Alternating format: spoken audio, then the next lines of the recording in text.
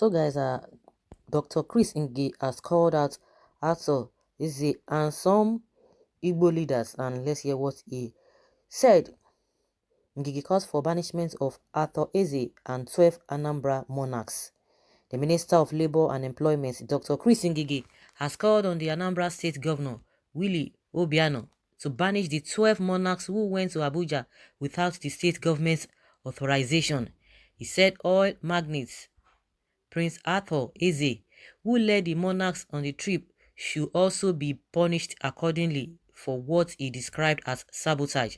Obiano had suspended the 12 monarchs for 1 year because of the trip, which the state government has described as an affront and a breach of the rules and protocols guiding traditional rulers in the state. But Ngige, in a telephone interview with our correspondent on Saturday, said the monarch's suspension was not enough punishment. He said, when somebody is suspended from performing the functions of his office, it's natural that he should be banned from being in that vicinity. Allowing him to stay around is risky because he is a threat to peace. In order to avert such a threat, he should be sent out to another place to prevent possible conduct likely to cause the breach of law and order in the vicinity. So I advise the Anambra State government to relocate the 12 traditional rulers from their communities to avoid a situation likely to cause the breach of public peace. The businessman, Arthur Eze, who took them monarchs on the Abuja trip, should be punished for sabotage. How? Eze's media aide, who spoke with a correspondent on condition of anonymity, described Ngige's call as unconstitutional and ultra vires the power of a state governor. Okay, so guys, I don't know what you think about this whole thing. Monarchs and this Arthur Eze went to Abuja. Of course, there's a protocol that they do follow, and that was why the governor had to punish them for that. But if we have to look at we know that, okay, the monarchs, they ought to have known better. They ought to have known better, because if we check Arthur Eze, what is his position in the public? Does he have a mandate to do anything? And the monarchs had to fall for him to do what is not supposed to be done. Even if they are having problem with the state governor, they were not supposed to do that.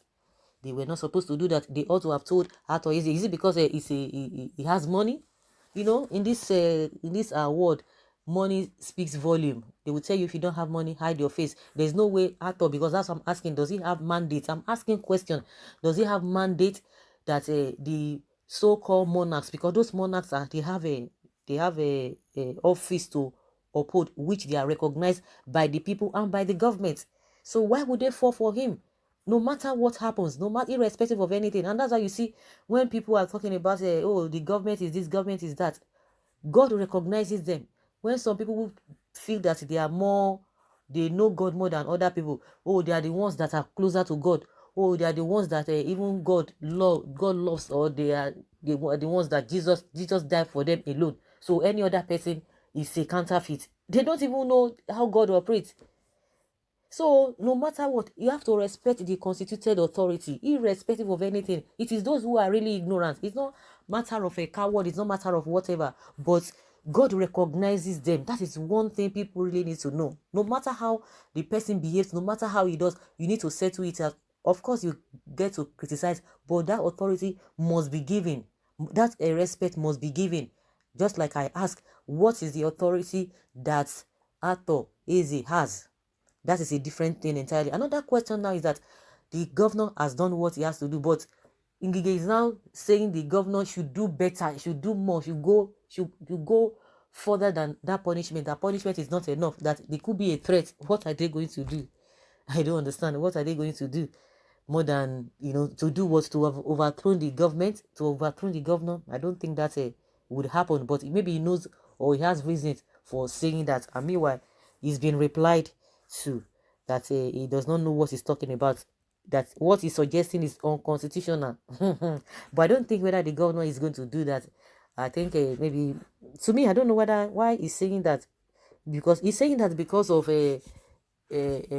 the peace, Because if they are still within that vicinity, are you barring them from? Are they going to be abolished? Are you extra? What do they use? There's a particular word, I've forgotten the name. Just like what they did to Emir, the former Emir Sanusi. These people were not really removed now. It was just suspension. Though maybe they will still come back to their position. I think maybe, in my opinion, I believe Chris Ngige is taking it too far. But judging from what happened, the gravity of what happened, maybe that's why he's suggesting that. And don't forget that no matter what, the constitution must be followed. If the constitution says, okay, they can be banished, well, fine. But if the constitution does not say it, I don't think the governor will just wake up and do more than that. I think he has done what he needed to do. And this recently, or recently we've been hearing more of this Arthur Eze. The last time, he was talking, he was trying to, he was having this fight with this man, Pius, and that one came out and said, oh, I've been quiet, for this man for a very long time. For the fact that I've not been answering him does not mean that what he has been saying is the right thing, and he had to expose him and explain what really transpired between himself and the same this billionaire, and what happened under Goodluck Jonathan, and what led to why the man has constantly be on him, and he had to tell us what that means. So recently we've been hearing about Arthur Eze.